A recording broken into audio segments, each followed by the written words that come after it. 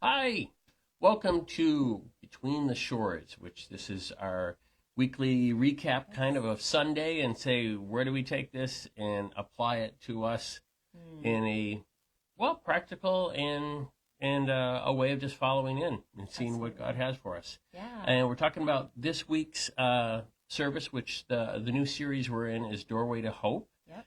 and Temba and Tracy Yes.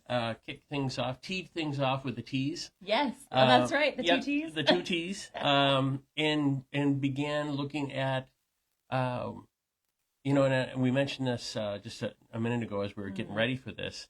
The doorway to hope. Are you going in yeah. to what God has for you, or are you coming out of Mm, maybe the mess that you've created, saying, "God help yeah. me"? And so Yeah. the doorway of hope goes Yeah. either Both direction. ways. Yeah. And also, too, the doorway, where's it going? Yes. Like, if you are going into a doorway, Yeah. what might it be? Might it be just getting started, which was a really key theme of Yep. Temba's message on Sunday? Yep. Could it be getting out of debt? Could it be starting to live from a place of savings and resources? Yep. Could it be that you're walking into a place of generosity, like you're seeing things in Yeah. a different light? God knows Yep. exactly where you are, and He meets us where we are. And so, no, I've discovered this as a teacher, no message lands the same on each person. Oh yeah. Based on where we are, the Holy Spirit is, He's taking the words that are going out and they're landing on people in different ways. And there's different roads or paths or things that people will step into, but it's unique to you and to your journey. And that's what Yep. I quite love about, Yep. walking this out as a church family and as a Mm. body, because we all need each other. Yeah. We're all different pieces that need each other. And one thing that excites me about the series is, as I shared on Sunday, it's not going to be your teaching team leading you through. It is those from amongst us that we recognize have God has walked them through a journey. They've encountered God in a variety of ways when it comes to finances and money, and they're walking from a place of hope in some different Yeah. areas. And it's something that they recognize they can give away in this season. I Yep. don't know if they recognized that it was time to give it away when Darren, our treasurer, had called them in to do a workshop, Yeah. and I got to see them share at the workshop. I was like, oh, this is so. I felt so filled with hope after hearing Yep. all four of these presenters that I was like, I needed this hope. I can imagine like it would just be so good for us as a family. So Yeah. I'm so excited for what is going to be released. But it reminds me. I think it reminds us as a family that what God does in us and the things that He shows us aren't meant to be kept to ourselves. We get an opportunity to. At times, it might look different for different people. We get to give it away. Maybe it's a one-on-one conversation. Yeah. We're encouraging someone. Maybe it would be from the front, but maybe it's from behind the scenes.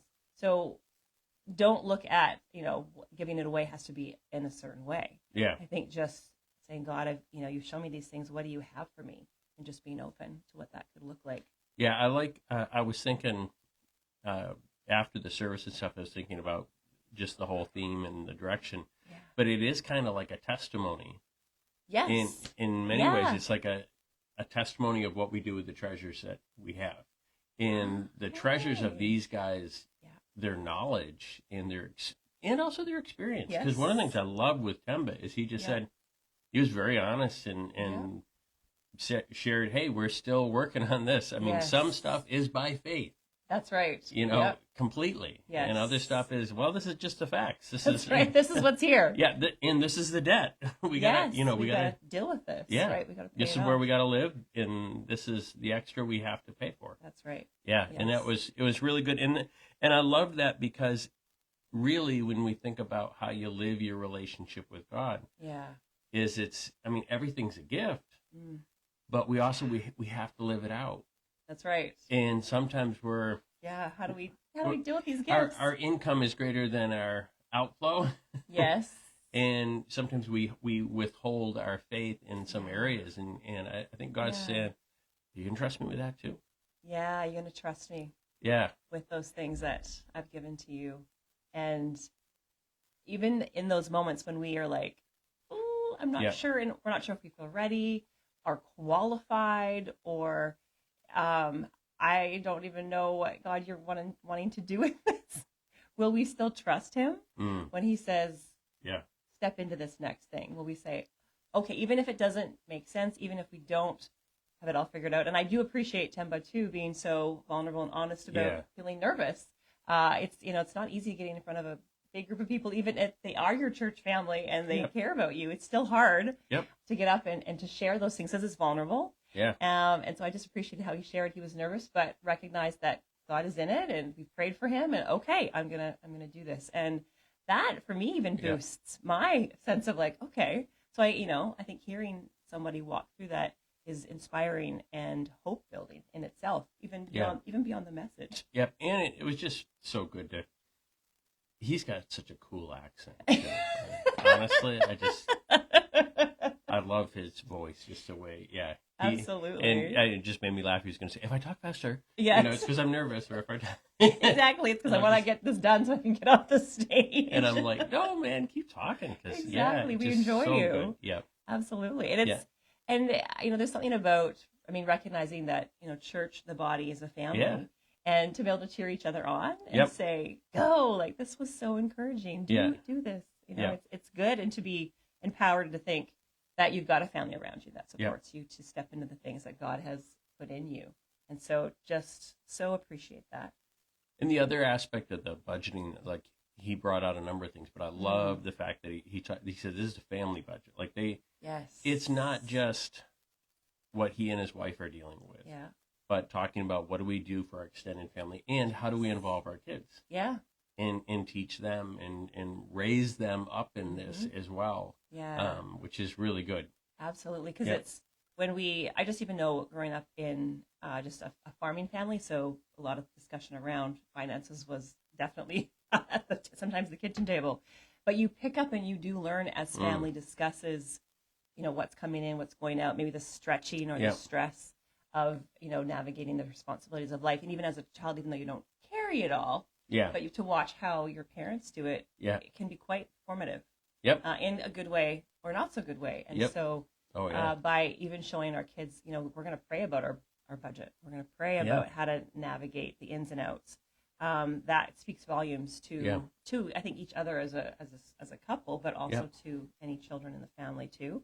And it's interesting because even even praying, giving it to God and building trust, like it doesn't make the pressure go away overnight. No.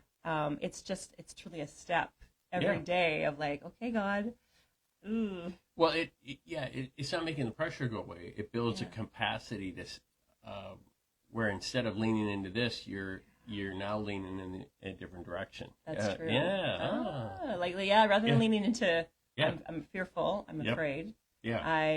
I feel like I have to take it all on, like the story I shared about my own journey of feeling like I need to do something, I need to fix it. Get another job. Exactly. Yeah. Deliver some newspapers when I don't have any extra hours to do so.